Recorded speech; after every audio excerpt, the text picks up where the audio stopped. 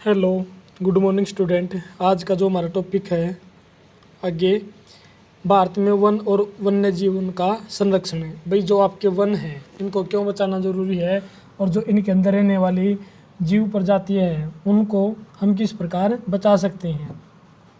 अगर देखो भारत में अगर लगातार वनों की कटाई होती रही और इस कटाई के कारण पेड़ पौधों का नुकसान तो हो ही रहा, साथ में जो इन पर निर्भर रहती हैं, जो वन्य जीवन जीव जंतु इनके ऊपर निर्भर रहते हैं, इनमें निवास करते हैं, उनके आवास को भी क्या खतरा उत्पन्न हो जाता है। आगे क्या करता है देखो इसके अंदर,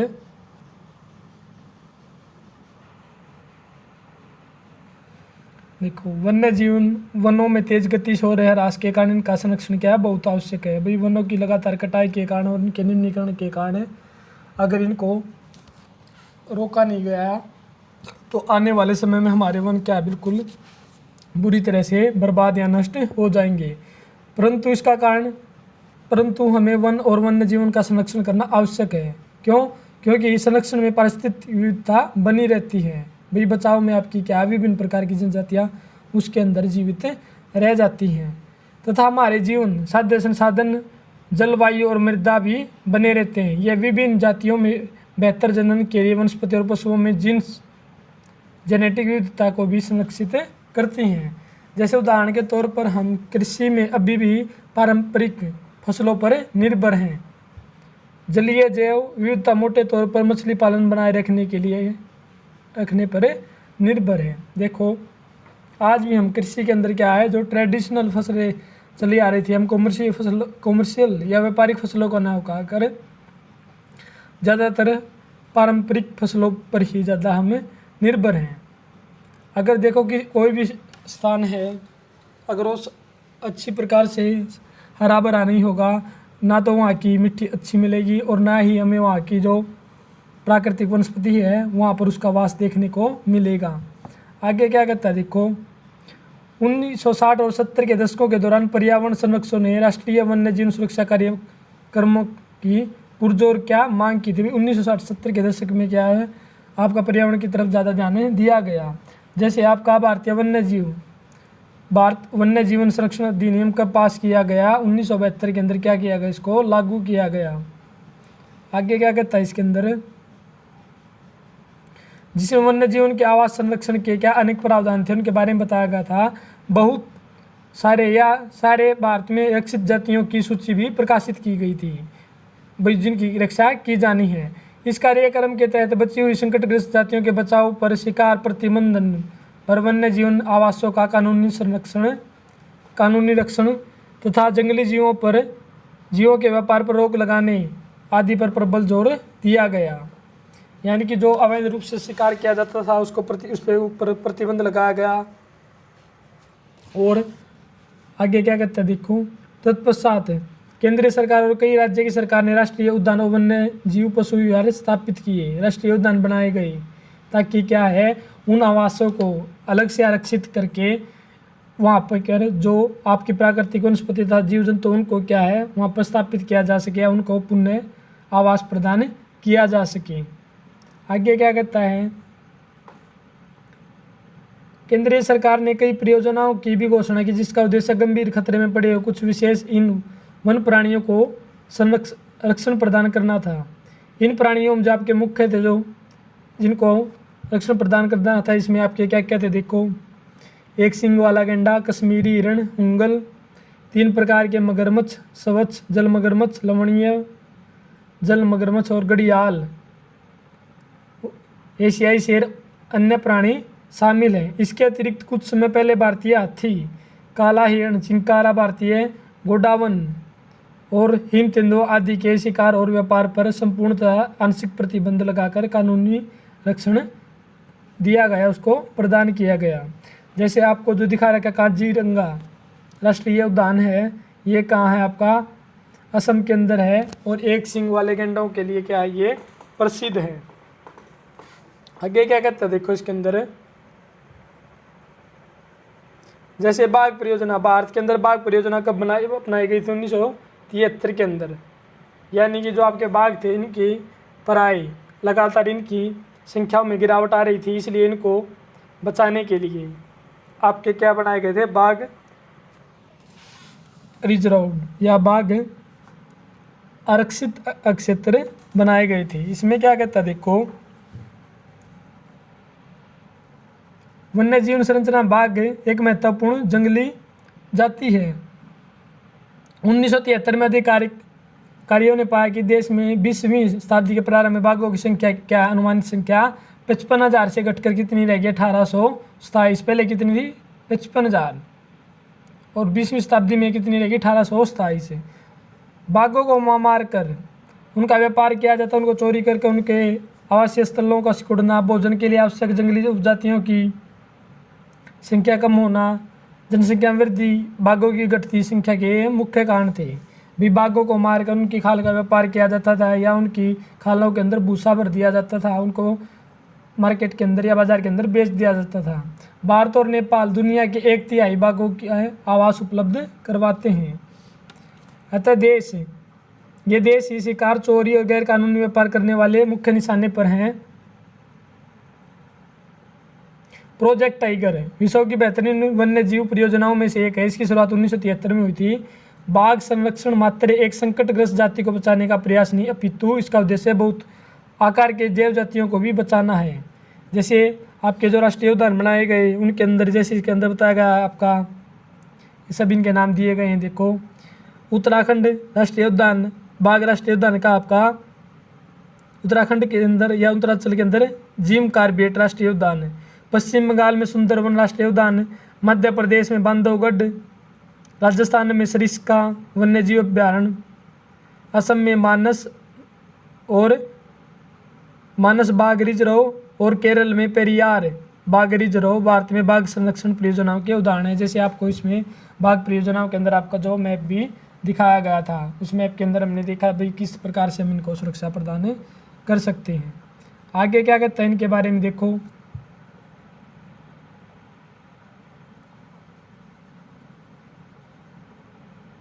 आजकल संरक्षण परियोजनाएं जैव विविधताओं पर केंद्रित हैं, न कि इसके विभिन्न घटकों पर। संरक्षणों के विभिन्न तरीकों की गहनता से खोज की जा रही है। जैसे आपका वन्य जीवन अधिनियम 1980 और 86 के तहत सैकड़ों तितलियों, पतंगों, मृगों और एक ड्रैगन फ्लाई को भी संरक्षित जाति के अंदर शामिल किया गया। 1991 में पौधों की भी 6 जातियाँ पहली बार इस सूची में रखी गई थी। उसके बाद क्या कहता है, वन और वन्य जीवन साधनों के प्रकार और वितरण के बारे में बता रखा है। हम भाई किस प्रकार से आपके वनों को बचा सकते हैं उसके बारे में देख सकते हैं। इसमें क्या आपके मुख्य 3 क्षेत्रों के अंदर इसको क्या है बांटा गया है। पहला क्या आपका आरक्षित क्षेत्र, आरक्षित वन, दूसरा क्या आपका रक्षित वन, और तीसरा क्या अवर्गीकृत वन, अवर्गीकृत वन। इसमें क्या कहता है, आरक्षित वन के अंदर देश के 50% से भी अधिक हिस्से पर ये वन या इन वनों का क्षेत्र घोषित किया गया है। जहाँ तक वन और वन्य प्राणियों के संरक्षण की बात है, आरक्षित वनों को सर्वाधिक मूल्यवान माना जाता। अभी आइए क्या देश के 50% से भी अधिक क्षेत्रफल के ऊपर स्थापित है या उनको घोषित किया गया है, इनका क्षेत्र इतने प्रतिशत है।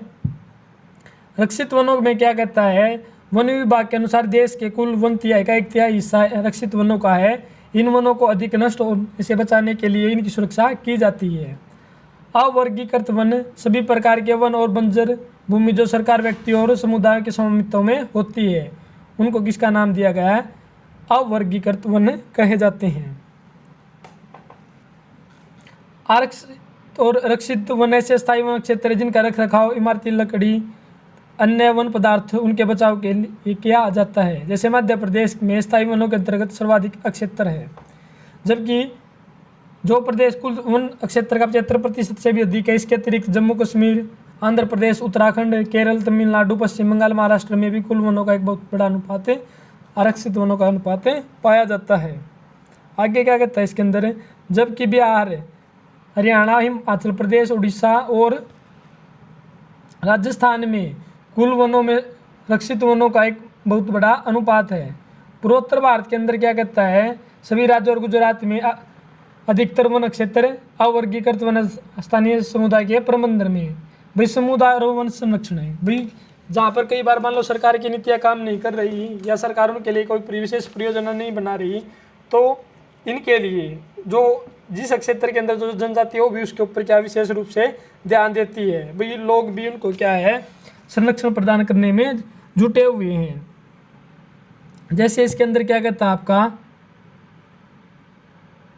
सरिस्का बागरी जब राजस्थान के गांव के लोग वन्य जीव सुरक्षा अधिनियम के तहत वहां से खनन कार्य बंद करवाने के लिए संघर्ष थे। कुछ क्षेत्रों में तो लोग स्वयं वन्य जीव आवासों की रक्षा कर रहे हैं और सरकार की ओर से हस्तक्षेप भी स्वीकार नहीं कर रहे।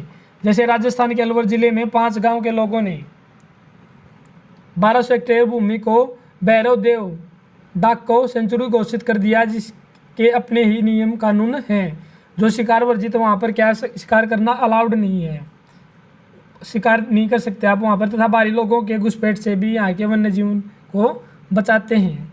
आगे क्या कहता है इसके अंदर देखो, भाई समुदाय भी क्या है आपके वनों का संरक्षण में हमारी सहायता करते हैं। मान लो अगर हम वनों से की कटाई भी कर रहे हैं तो हमें अत्यधिक क्षेत्र के ऊपर क्या है आपके क्या लगाने चाहिए, हमें अत्यधिक क्षेत्र पर वन लगाने चाहिए।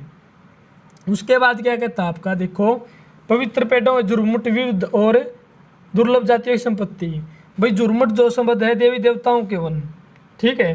पहले देखो प्राकृतिक रूप से जो आपके वन हैं वो पूजा का केंद्र है। कई क्षेत्रों में कई राज्यों के अंदर इनको क्या विशेष महत्व भी दिया गया, इनके नाम से त्यौहार भी मनाए जाते हैं।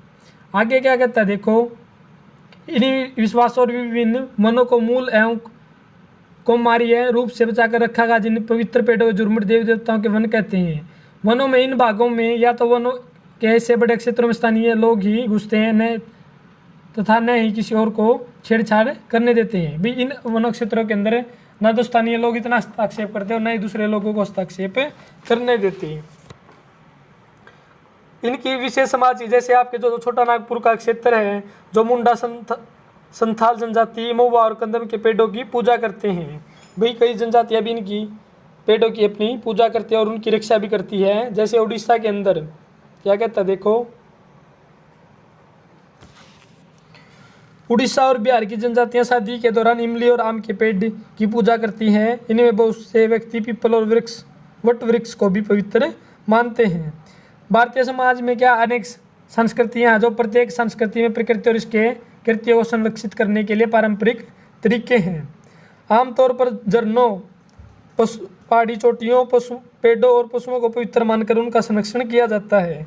जैसे भारत के अंदर भी आपने देखा होगा देखो कि आप अनेक मंदिरों के आसपास बंदर और लंगूर पाएंगे। उपासक उन्हें खिलाते पिलाते हैं और मंदिरों के भक्तों में गिनते हैं। जैसे राजस्थान में बिश्नोई गांव के आसपास आप काले हिरण, चिंकारा, नीलगाय, मोर के झुंड देख सकते हैं, जो वहाँ के समुदाय का अभिन्न हिस्सा है और कोई उनको नुकसान नहीं पहुँचाता। भी आपके जनजातियाँ भी पेड़ों को क्या है विशेष रूप से या प्राचीन काल से इनको प्रसिद्ध माना जाता है।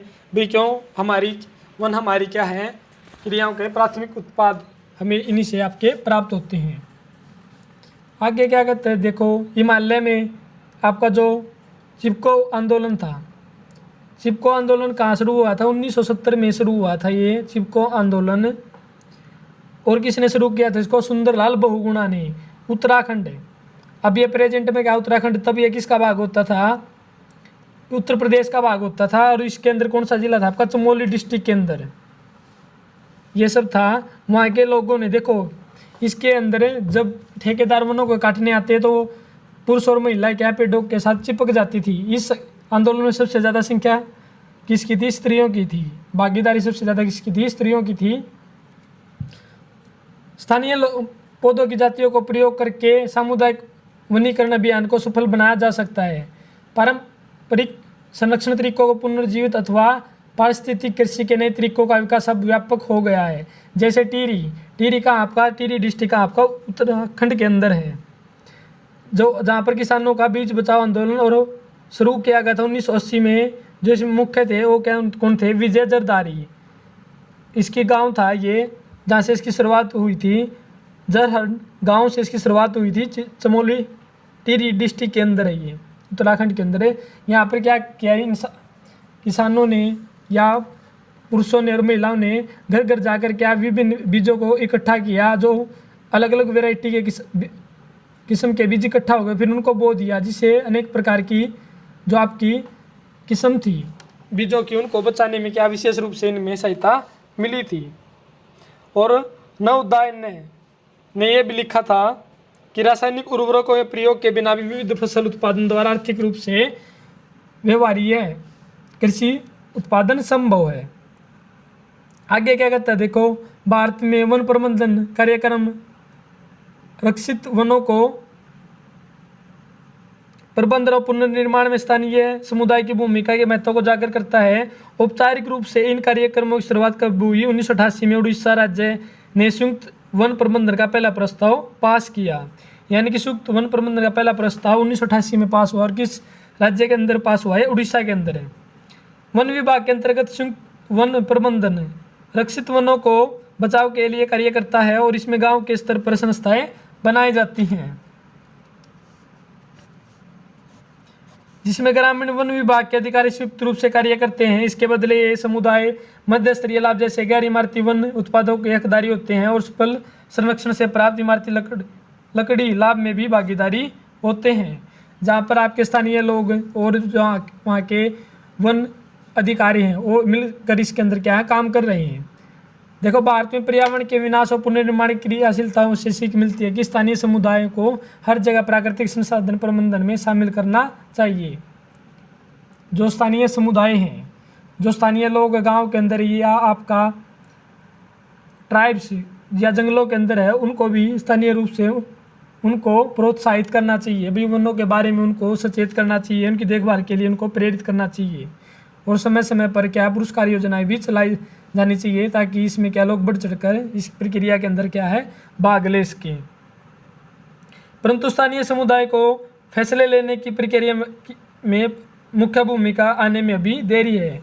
भाई क्या जो स्थानीय लोग उनके पास ये अधिकार भी होना चाहिए कि वो किसी चीज़ के बारे में कोई स्थायी फैसला ले सकें। अतः वे ही विकास क्रियाएं मान्य होनी चाहिए जो जनमानस पर केंद्रित हो, पर्यावरण हितैषी, पर्यावरण के लिए लाभदायक और आर्थिक रूप से प्रतिफलित हो, यानी कि आगे और क्या वो बढ़ती रही। आगे क्या कहता है इसके अंदर देखो, जैसे गौतम बुद्ध ने आपका वनों के बारे में क्या कहा गया है। देखो, पेड़ क्या दयालु और उदारपूर्ण जीवधारी है, जो खुद के अपने सतत पोषण के लिए खुद की मांग नहीं करता, फिर भी यह दूसरे को क्या छाया प्रदान करता है, दानशीलता पूर्वक अपने जीवन की जो क्रिया है उनको भेंट करता है, यह सभी की रक्षा करता है और स्वयं भी कुल्हाड़ी पर चलाने वाले विनाशक को भी क्या है छाया प्रदान करता है। ये देखो कि हमारे जीवन में वनों का कितना महत्व है। इसके साथ ये आपका लेसन समाप्त होता है यहीं पर।